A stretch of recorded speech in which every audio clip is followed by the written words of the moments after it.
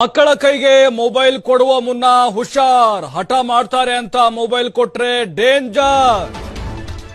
ನೋಡಿ, ನಿಮ್ಮ ಮಕ್ಕಳಿಗೆ ಮೊಬೈಲ್ ಕೊಡುವ ಮುನ್ನ ಈ ಸ್ಟೋರಿನ ಗಮನ ಇಟ್ಟು ಕೇಳಿ. ಯಾಕಂದ್ರೆ ಹಠ ಮಾಡ್ತವೆ ಮಕ್ಕಳು.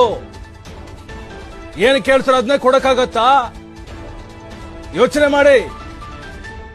ಸೈಲೆಂಟ್ ಆಗಿ ಮಕ್ಕಳಿಗೆ ಒಕ್ಕರಿಸುತ್ತೆ ಟ್ರೆಮರ್ಸ್ ಡಿಸಾರ್ಡರ್. ಏನ್ ಹಂಗಂದ್ರೆ ಮೊಬೈಲ್ ಬಳಕೆಯಿಂದ ಕೈಗಳ ಸೆಳೆತ ಆಗುತ್ತೆ, ನರಗಳ ಎಳೆತ ಶುರುವಾಗುತ್ತೆ.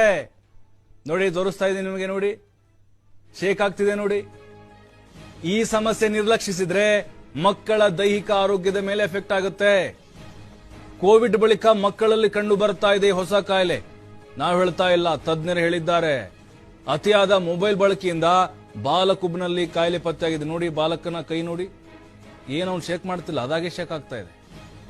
ಮೊಬೈಲ್ ಬಳಸಿ ಪೆನ್ನು ಪೆನ್ಸಿಲ್ ಹಿಡುವಂತಹ ಪರಿಸ್ಥಿತಿ ನೋಡಿ. ಅಂದ್ರೆ ಹಿಡಿಯದಂತಹ ಪರಿಸ್ಥಿತಿ ಬಂದ್ಬಿಟ್ಟಿದ್ದಾನೆ.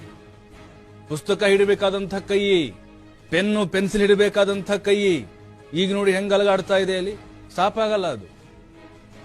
ಮೊಬೈಲ್ ಯೂಸ್ ಮಾಡಿಲ್ಲ ಅಂದ್ರೆ ಕೈಯಲ್ಲಿ ನಡುಕ ಶುರುವಾಗುತ್ತೆ. ಮೊಬೈಲ್ ಕೊಟ್ರೆ ಕರೆಕ್ಟ್ ಆಗುತ್ತೆ. ಮೊಬೈಲ್ ದೂರ ಹಿಡಿದಿದ್ರೆ ಅಪಾಯ ಕಟ್ಟಿಟ್ಟ ಬುತ್ತಿ. ಹಾಗಾಗಿ ಪದೇ ಪದೇ ಹೇಳ್ತಾ ಇದ್ದೀವಿ, ಇದು ವಯಸ್ಸಿನ ಮಿತಿ.